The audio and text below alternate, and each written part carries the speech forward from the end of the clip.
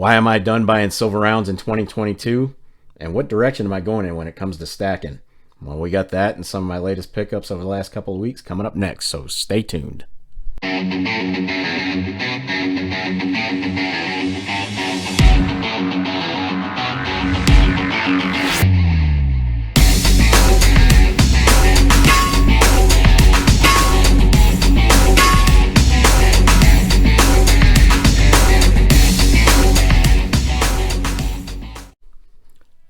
Well, how you doing out there, YouTube? Hopefully everybody's doing well and staying safe.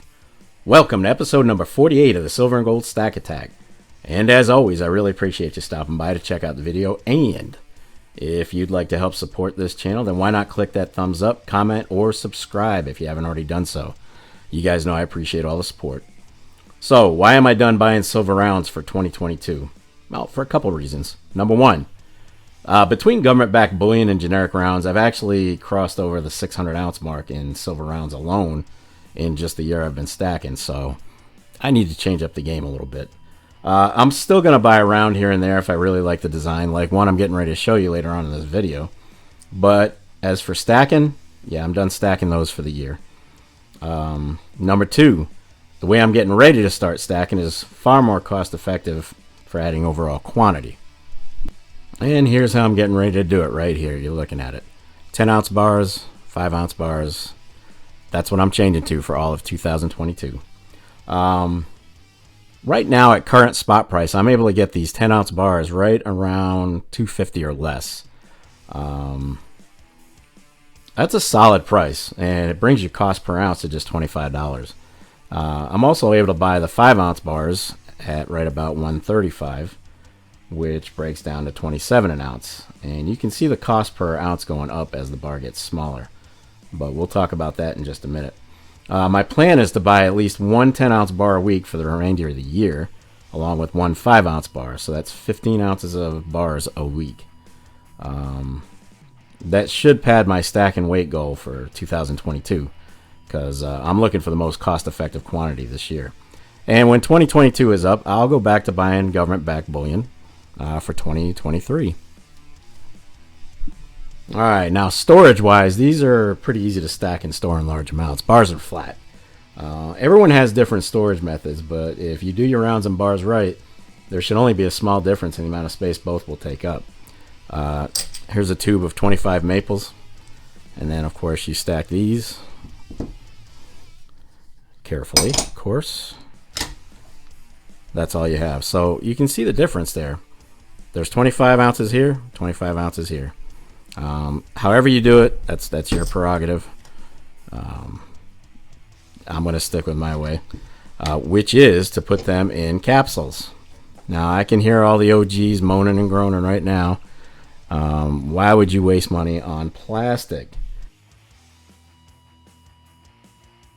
If you add up the cost of the plastic, you could have had more silver. Well, I get it. I really do. But here's the thing.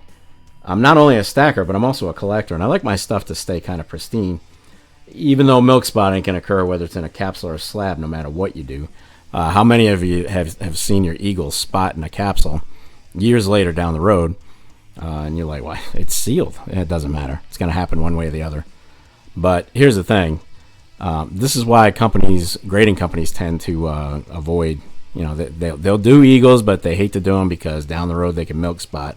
And if it's a graded 70 with milk spots, obviously it wouldn't be 70, but hey, it says on the package that it's a 70. So you can see the problem there. But I do use capsules. So these are from AppMex. I just picked these up. These are 10 ounce storage capsules, and they're stackable, which is pretty freaking cool. So we're going to go ahead and load them up because that's what I do. So we'll drop them in there. And once you get these on, they're pretty much on. So don't think you're going to take your silver out and play with it. You'll probably have to break these off. They're that solid. Got another one here somewhere. All right. Yeah, these are tough to get apart once you do them. So we'll drop this dragon bar in here. It fits perfectly too. I love it. All right. it down. Ugh. Wow. Yeah, that's pretty tight. Pretty tight. All right, so they're sealed. They're good to go. Yeah, like I said, these are actually stackable, which is pretty cool. So nice and stable. All right. So if you're like me, I would recommend the 10-ounce capsules from APMEX. They're not cheap, but they're worth protecting the investment. Now, what are the pros and cons of buying silver bars? Well, let's talk about it while we're at it. Some pros. Number one, well, the higher the weight of the bar, the lower the premium is going to be. That's easily said. You guys saw that earlier when I compared the cost per ounce of the 5 versus the 10. The 10 ounce was broken down to 25 per ounce.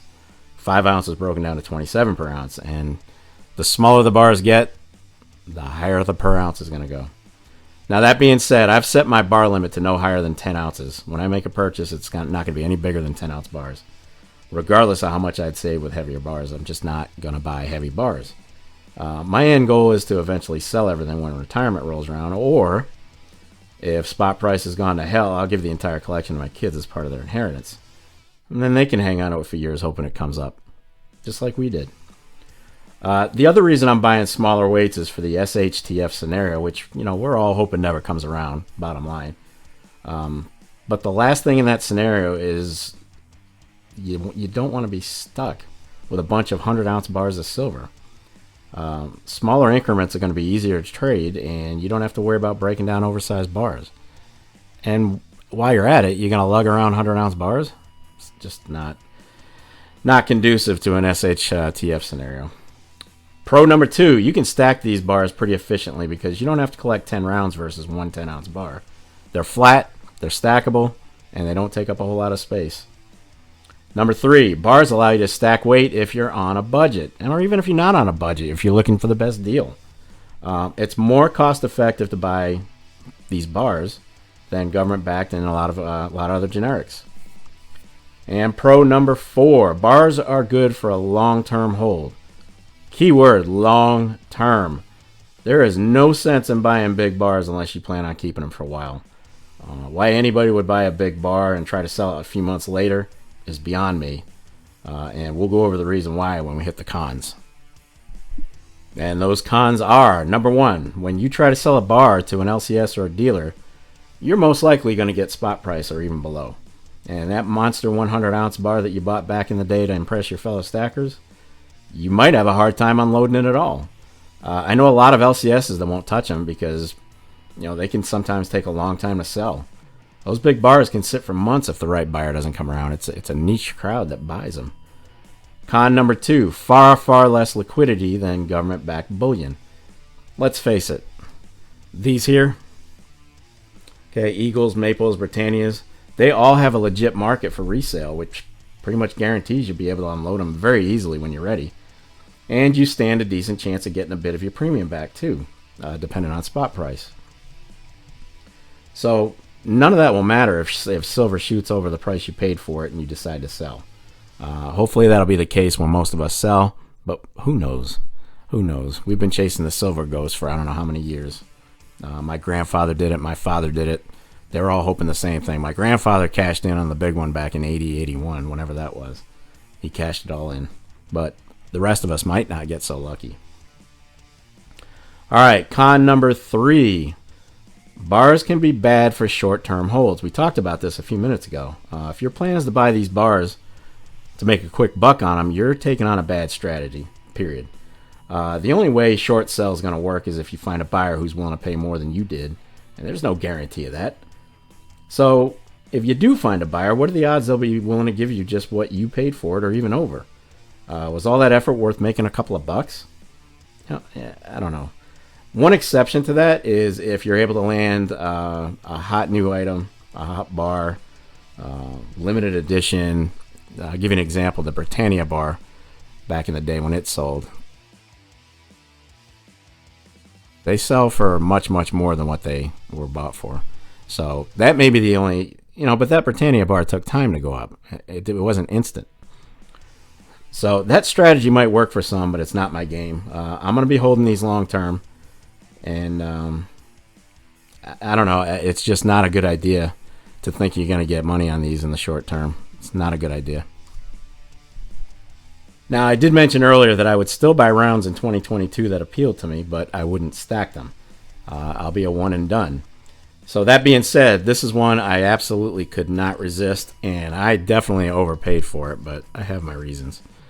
This is from APMEX, and this is the St. Helena 1 ounce silver, 1 pound.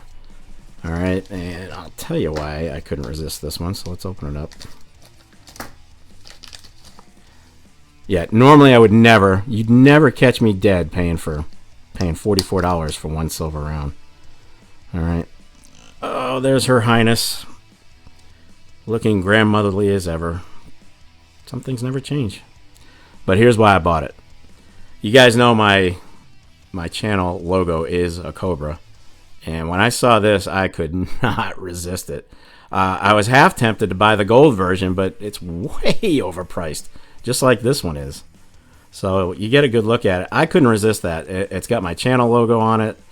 It's not going to be my channel round. I wish it was, but, you know, this was too cool for me to pass up. So I will make exceptions, but you won't catch me paying $44 for a freaking 1 ounce round very often.